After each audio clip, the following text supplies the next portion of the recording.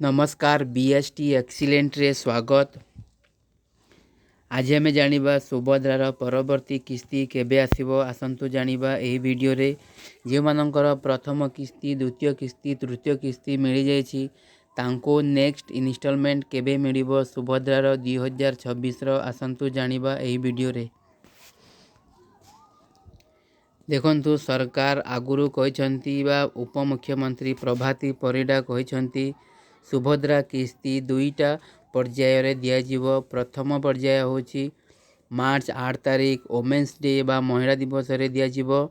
Second किस्ती होची राखी पूर्णिमा बा रक्षाबंधन रे दियाजिवो, जोटा होची सेप्टेम्बर कि अक्टोबर एक भितर पड़ुची वर्ष रे दुईटा दिवस रे दियाजिवो। तो जेहेतु 2026 जनवरी मास चलुची फेब्रुआरी मार्च आउ 2 मास रहिला सुभद्रार परवर्ती किस्ती मिलिबाकू। जे माने तीनिटा किस्ती पाइछंती चतुर्थ किस्ती पर्याय रे अछंती बा अपेक्षा रे अछंती तांकू मार्च 8 तारिख रे मिलिबो सुभद्रार किस्ती।